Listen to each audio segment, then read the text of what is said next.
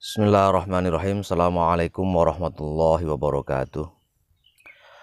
Alhamdulillahirabbil alamin wa bihi nasta'in ala umurid dunya waddin. Wassalatu wassalamu ala asyrafil anbiya'i wal mursalin wa ala alihi wa ashabihi ajma'in, amma ba'd. Rabbi shrah li sadri wa yassir li amri wahlul 'uqdatam min lisani yafqahu qawli. Para santri sekalian, marilah kita melanjutkan kembali pembacaan hadis-hadis di dalam kitab Al-Arba'in An-Nawawiyah dengan terlebih dahulu membaca umul kitab. Mudah-mudahan dengan bacaan umul kitab apa yang kita baca dan belajar di hari ini membawa keberkahan, baik keberkahan di dunia maupun keberkahan di akhirat. Ala hadhihi al-Fatihah. A'udzubillahi minasyaitonir rajim. Bismillahirrahmanirrahim. Alhamdulillahirabbil alamin. Arrahmanirrahim. Maliki yaumiddin. Iyyaka na'budu wa iyyaka nasta'in. Ihdinas siratal mustaqim. Shiratal ladzina an'amta 'alaihim ghairil maghdubi 'alaihim waladdallin. Bismillahirrahmanirrahim. Al-haditsu tsasi'u wal 'ishrun. Hadis yang ke-29. Jadi kita sekarang sedang membahas hadis yang ke-29 di dalam kitab Arba'in Nawawi. Bismillahirrahmanirrahim. An Mu'adz bin Jabal, dari sahabat Mu'adz bin Jabal, seorang sahabat Nabi yang bernama Mu'adz bin Jabal. Qala, dia berkata, Qultu, aku mengatakan, ya Rasulullah. Jadi suatu ketika beliau bertemu dengan Nabi dan berkata, atau ini konteksnya meminta sesuatu pada Nabi SAW. Qultu, aku mengatakan, ya Rasulullah, wahai Rasulullah, akhbirni bi amalin yudkhilunil jannah wa yuba'iduni anin nar. Ya Rasulullah, kata dia, akhbirni, beritahu aku, bi amalin, tentang suatu amal, yudkhilunil jannah, yang dapat memasukkan aku ke surga, wa yuba'iduni anin nar, dan menjauhkanku dari neraka. Jadi Mu'adz bertanya tentang amalan yang bisa mendekatkan dirinya atau memasukkan dirinya ke surga dan menjauhkan dirinya dari neraka. Qala, kemudian beliau bersabda, Rasulullah SAW bersabda, Sa'alta an azimin. Kamu Mu'adz bertanya an azimin, tentang suatu perkara yang besar, yang agung. Innahu, bahwasanya perkara itu, layasirun, pastilah akan menjadi mudah. Ya, bagi dia, maksudnya bagi orang itu, bagi seseorang, alaman yassarahullah, atas orang yang Allah mudahkan bagi dia, alaihi, atasnya. Jadi kalau Allah menetapkan mudah bagi seseorang, maka perkara yang agung itu, perkara yang tampak berat itu akan menjadi mudah.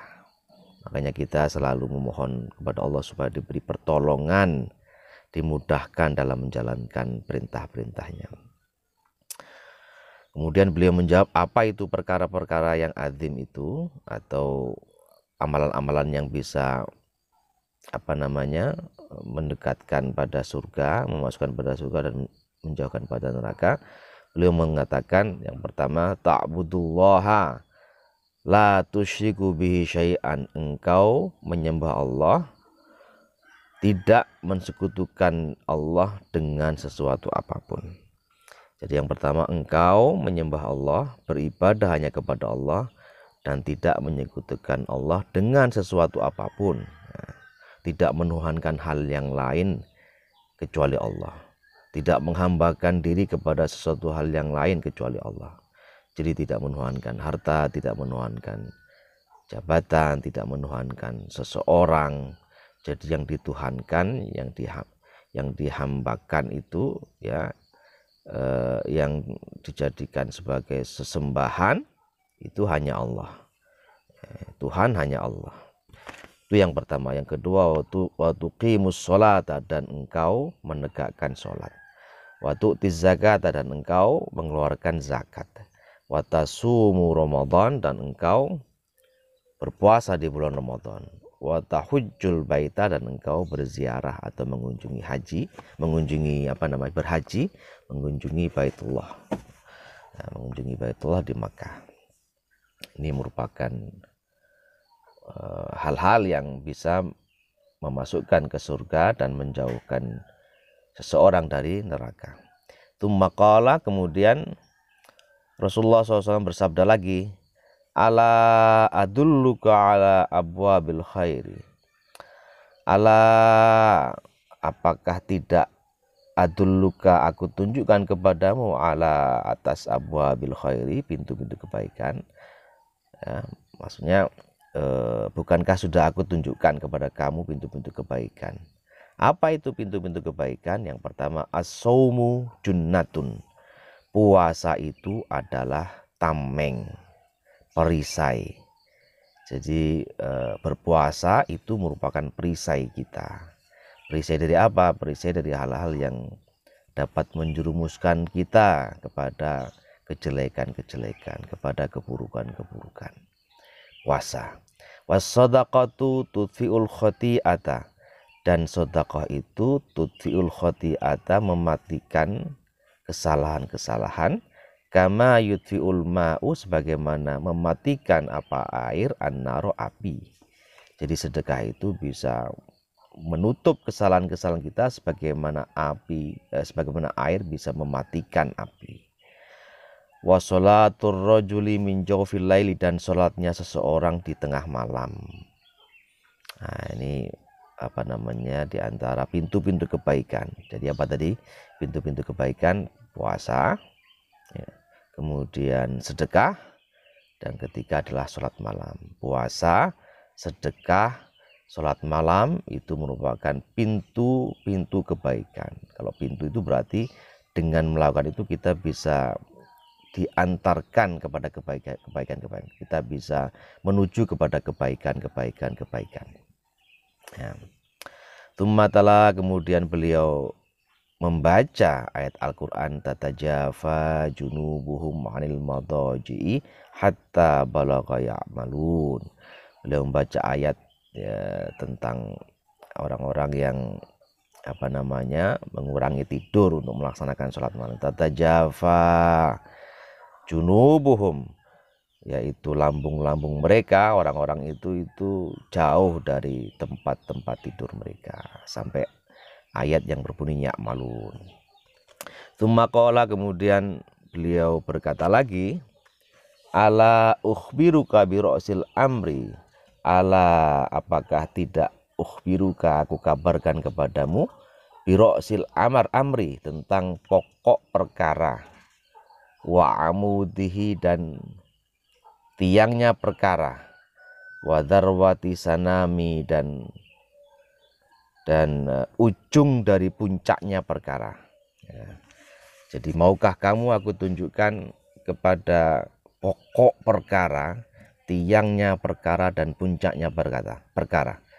Qultu, kemudian aku berkata, kata si Mu'ad, bala ya Rasulullah, iya ya Rasulullah.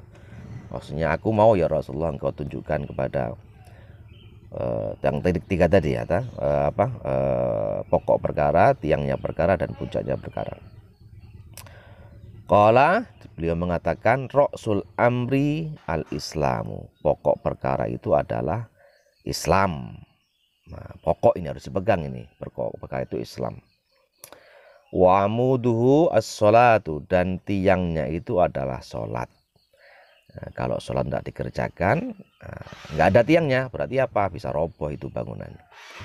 Wa darwatu sanamihi, dan ujung dari puncaknya perkara itu al-jihadu, jihad atau berjuang. Jadi kalau orang mau sempurna, ya harus ada perjuangan. Jangan hanya diam tanpa melakukan perjuangan. Nah, perjuangan itu maknanya bisa macam-macam ya. Dalam konteksnya bisa macam-macam, konteks belajar, menuntut ilmu, konteks bekerja, mencari nafkah, konteks berperang melawan musuh-musuh agama, ya, macam-macam lah. ya, memerangi kemaksiatan itu juga merupakan suatu perjuangan. Tsumma qala, kemudian Rasulullah mengatakan, ala ukhbiruka, apakah tidak ukhbiruka, aku kabarkan kepadamu, bimala kidzalika kullihi, dengan suatu yang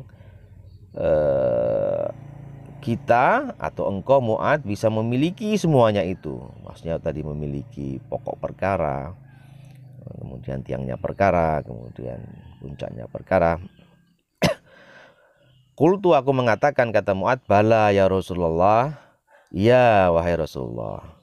Kemudian beliau mengatakan fa'akhadha bilisani, kemudian beliau mengambil atau menyentuh lisan beliau. Jadi beliau menunjuk kepada lisan beliau, memberikan isyarat dengan menunjuk pada lisan beliau. Tsumma qala, kemudian beliau bersabda, kuffa 'alaika hadza, tahanlah atasmu ini, atau tahanlah olehmu ini, kamu mesti bisa menahan ini untuk bisa mendapatkan semua pokok perkara, tiangnya perkara dan puncaknya perkara itu. Jadi menjaga lisan itu merupakan salah satu yang bisa membuat kita memiliki semua hal itu, menjaga lisan. Qultu, kemudian Mu'ad berkata, aku mengatakan, kata Mu'ad, ya Rasulullah, wahai Rasulullah, wa inna lamu'akhaduna bima natakallamu bihi. Mu'ad bertanya ini, apakah kita ini, kami ini akan dihukum dengan apa yang kami ucapkan? Jadi wa inna, dan sesungguhnya kami, lamu'akhaduna, pastilah dihukum, menjadi orang-orang yang terhukum, bima natakallamu, dengan apa-apa yang kami katakan, bi, dengan barang, dengan sesuatu perkataan, dengan perkara-perkara yang kita katakan. Maksudnya apakah kita itu akan dihukum atau akan dihisab dengan apa-apa yang kita ucapkan? Faqala, kemudian Rasulullah menjawab, Rasulullah bersabda, thaqilat ka ummuka. Nah, ini bahasa bahasa frase yang menunjukkan ya iyalah, pastilah gitu. Wahal yakubbun nasa, dan apakah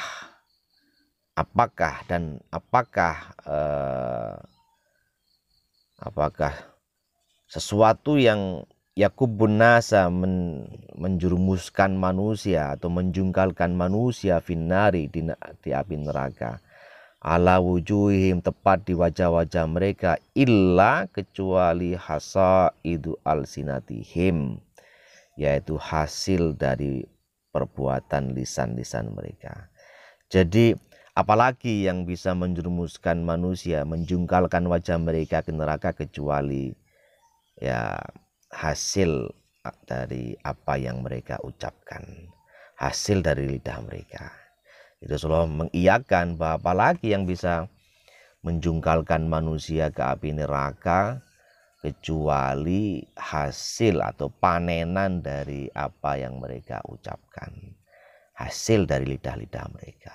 Artinya memang lidah ini, mulut ini, kalau tidak dijaga dengan baik, itu bisa mengantarkan kita pada keburukan atau hal-hal yang bisa memasukkan kita kepada api neraka. Rawahu Turmudi, meriwayatkan hadis ini Imam Turmudi, waqala, dan dia mengatakan haditsun hasanun sahihun, ini merupakan hadis dengan derajat hasan sahih.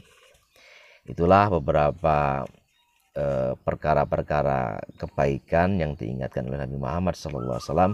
Mudah-mudahan bisa bisa memberi petunjuk kepada kita, mengantarkan kepada kita untuk tetap berada di jalan kebaikan yang diridhoi oleh Allah Subhanahu wa taala. Demikian, mohon maaf atas segala kekurangan, mudah-mudahan ada manfaatnya.